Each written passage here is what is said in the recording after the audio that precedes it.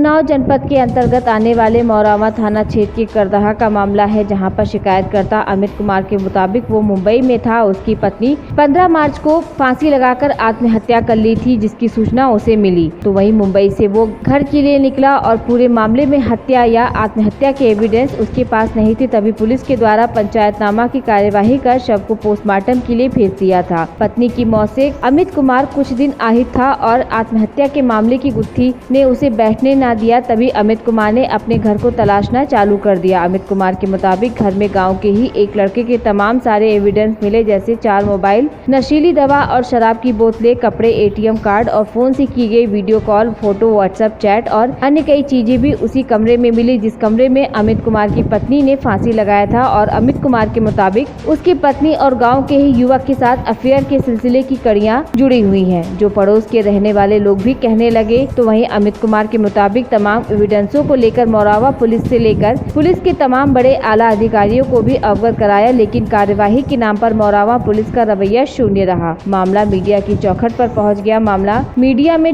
तूल पकड़ता देख बीट इंचार्ज सीताराम मिश्रा ने पीड़ित को फोन कर आरोपी के खिलाफ अभियोग पंजीकृत कर देने की बात 9 जून को कही, लेकिन जब पीड़ित एनसीआर लेने के लिए थाने पहुंचा तो उसे अभी भी तारीख पर तारीख ही बीट इंचार्ज द्वारा दी जाती, लेकिन एनसीआर नहीं हुआ। क्या कुछ कहा पीड़ित ने, देखिए इस खास रिपोर्ट में। नमस्कार, आप सभी दर्शकों का टीवी और न्यूज में स्वागत है। मैं हूं आपके साथ राजेश कुमार यादव। आज हम बात करेंगे यूपी के जनपद उन्नाव की। उन्नाव जनपद के मौरावा थाना क्षेत्र में एक व्यक्ति को मैं लगातार देख रहा हूँ, थाना परिसर में जाता है झोला लेकर के। कई दिनों से या यूँ कहें कि कई महीनों से जा रहा था, उसके बावजूद अब 2 दिनों से ये देखा जा रहा है वो बिना झोले के जा रहा है। आखिर क्या ऐसा मामला था कि झोले में क्या तथ्य लेकर के जा रहा था और क्या मामला, किस प्रकार की घटना उसके साथ थी, ये अब बात करेंगे। हमारे साथ उस व्यक्ति मौजूद हैं। क्या नाम है भैया? मेरा नाम है अमित कुमार। अमित कुमार, अमित जी, आप मौरावा थाना लगातार जा रहे थे, लगभग कई महीनों से, 2-3 महीनों से आप जा रहे थे। क्या मामला था आपके साथ जो मौरावा थाना आपको जाना पड़ रहा था? दरअसल बात की 15 मार्च 2021 को हमारी वाइफ ने सुसाइड कर दिया था जी। तो मैं तो यहाँ था नहीं, मैं मुंबई में था। मैं तकरीबन 7-15 की खबर चली है कि आपकी पत्नी ने वाइफ सुसाइड कर लिया।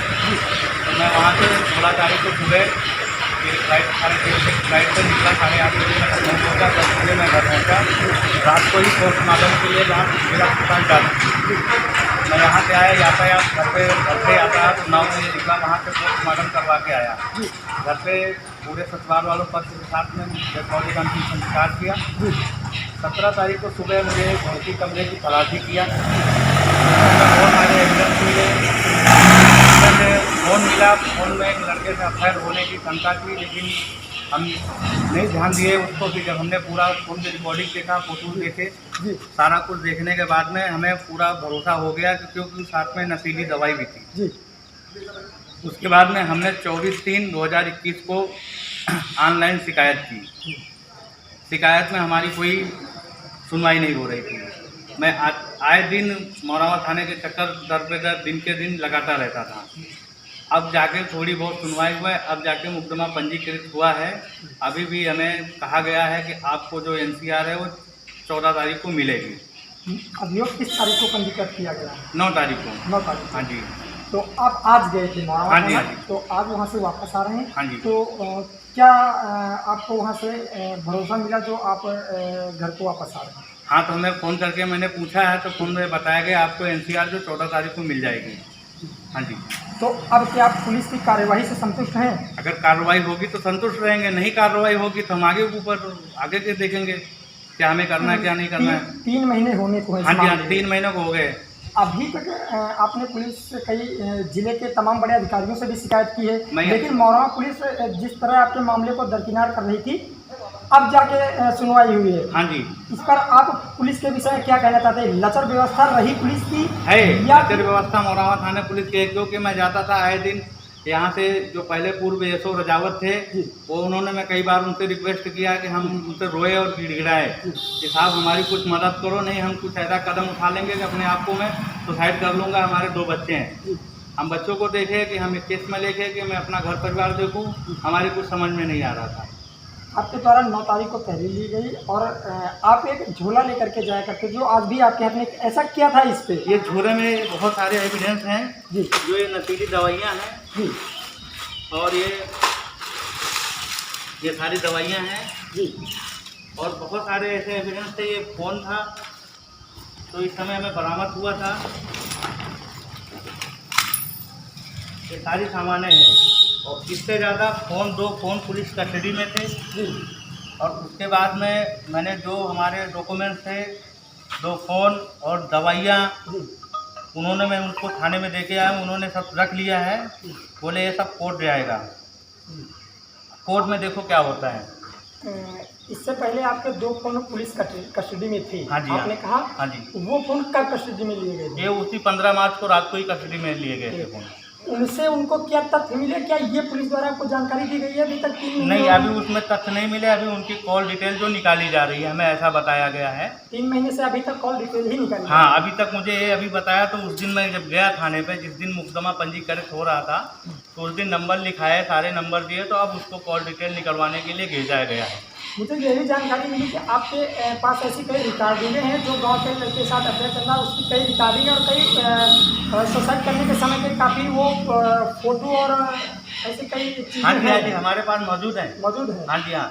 उनको क्या आपने दिखाया नहीं क्या थाने में जिम्मेदारों को? मैं दिखाया सीताराम दरोगा को। मैंने सारा फ़ोन करके निकाल के सारा उनको व्हाट्सएप पे, सीताराम के दरोगा को व्हाट्सएप पे मैंने भेजा है।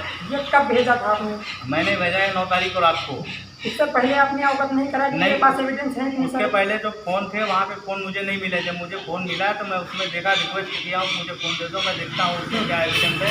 हमें एविडेंस मिले हैं तो हमने उनको स्क्रीनशॉट मार के सारा कुछ आपके दिखाया। पास जो इतने सारे तथ्य हैं दवाओं के, क्या इनके विषय में आपने पहले थाना प्रभारी या हल्का इंचार्ज कौन सीताराम मिश्रा है, इनको क्या आपने अवगत नहीं कराया कि मेरे पास इतने सारे? मैं सबको रजावत जी जो पहले पूर्व यशो ये थे, उनको भी दिखाया। तो उन्होंने बोला ये सब हमारा काम नहीं, ये सब डॉक्टर को दिखाओ, ये फोकर बुखार की दवा है, ये सब दवा है। बोले ये सब दवा तो कोई भी डॉक्टर दे सकता है, लेकिन जो प्रेगनेंसी की दवा कोई ऐसे डॉक्टर थोड़ी दे सकता है, प्रेगनेंसी की थोड़ी दे सकता है।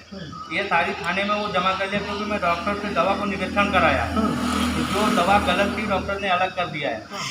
ये बुखार, ये सब काहे की दवा कभी भी इसमें देखो, ये नशीली दवा, एक सेक्स प्रोडक्ट की दवा है, ये सेक्स प्रोडक्ट की दवा है।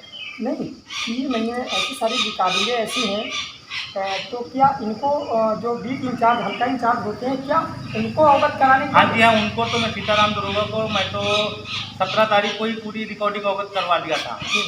और यहाँ तक पूरा जो अपना उन्नाव डिस्ट्रिक्ट के आला अधिकारी हैं, हर एक आला अधिकारी के पास मैंने ट्वीट, मैसेज, व्हाट्सअप, मैसेंजर पे हर एक नेता को, हर एक यहाँ तक अधिकारी, आला अधिकारी को ये भी जानकारी मिलती है आपके मामले में थाना से।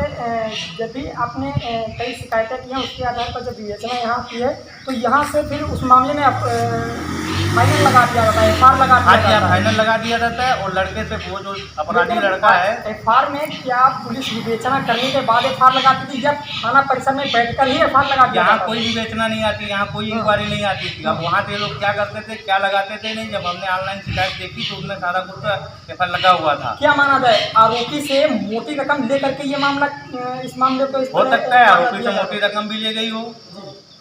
और उसके बाद आरोपी के मतलब रिलेशन वाले, उनके जो फूफा हैं, सचिवालय में नौकरी करते हैं, सचिवालय से उन्होंने फ़ोन करवाते थे यहाँ थाने में। अच्छा, सचिवालय के क्या मौरावा थाना सचिवालय के बदौलत चलता है? मौरावा थाना का सचिवालय के बदौलत चलता है, तो यहाँ सचिवालय खोल दिया जाए। आपने अब तक जिले के कितने अधिकारियों को अवगत कराया था इस मामले में? कम से कम 10 से 12 अधिकारियों को, यहाँ तक अपने जो इस समय मौजूदा प्रेजेंट टाइम पे विधायक अनिल सिंह यादव, अनिल सिंह हैं, उनको भी मैंने सारे मैसेंजर पे सारा ट्वीट किया, व्हाट्सएप पे किया। क्या जवाब मिला उनको? खुद भी उनकी तरफ से कोई जवाब नहीं आया। मैसेज देखे जाते थे? मैसेज देखे जाते थे, अभी तक उनका कोई जवाब नहीं आया है कि हम इसमें कार्रवाई करें कि ना करें, इसमें भी कोई नहीं। यहाँ तक मैं SP उन्नाव, SP भी प्रेजेंट टाइम पे जो भी, उनको भी सारा कुछ अवगत कराया, उन्होंने भी कोई एक्शन नहीं लिया, ना ही उन्होंने अभी तक व्हाट्सएप चेक किया है। जिले के प्रतिनिधि जो होते हैं, जिले के प्रतिनिधियों को इसलिए बनाया जाता है कि वो क्षेत्रीय जनता को न्याय दिला सकें। लेकिन अगर उन्नाव जनपद की बात करें तो प्रतिनिधि कार्यवाही के नाम पर बैठक ही खेलते रहते। TV1 इंडिया न्यूज़ ने पहले भी मौरावा थाना के कई प्रकरण दिखाए जो पुलिस की लचर कार्यवाही से बड़ी घटना को अंजाम देते रहते हैं। जैसे कि मौरावा थाना में कई बार चाहे बीट इंचार्ज को ले लो या थाना प्रभारी को ले लो, इस वजह से निलंबित किए गए हैं कि कई मामलों में ठोस कार्रवाई न करने की वजह से उनको निलंबित किया जा चुका है।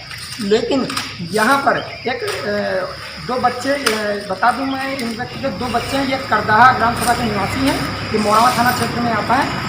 इनकी पत्नी 15 मार्च को सुसाइड किया था, फांसी के फंदे से झूल गई थी और ये मालूम चला कि उनके गांव के किसी लड़के के साथ अफेयर चल रहा है। ये मामले को उस समय नहीं इनको पता था, लेकिन मोरावा पुलिस ने पंचनामा करते हुए पोस्टमार्टम की कार्यवाही की थी। लेकिन जब इन्हें ये पता चला कि गांव के लड़के के साथ अफेयर है, तो इन्होंने अपना घर खंगालना चालू किया। घर में कई सारे एविडेंस मिले, 3 से 4 फ़ोन भी बरामद हुए, जिसमें कई सारे तथ्य ये दर्शा रहे थे कि हाँ, ये बिल्कुल है कि उस लड़के के साथ अफेयर चल रहे थे। जैसे मोबाइल फ़ोन, नशीली दवाएँ और ATM कार्ड, दारू शराब की बोतलें, ऐसी कई चीज़ें बरामद हुई। ये मोरावा पुलिस को भी अवगत कराया गया, लेकिन मोरावा पुलिस जब ये कार्यवाही करने के लिए आनाकानी करती रही तो जिले के तमाम बड़े अधिकारियों को भी अवगत कराया गया।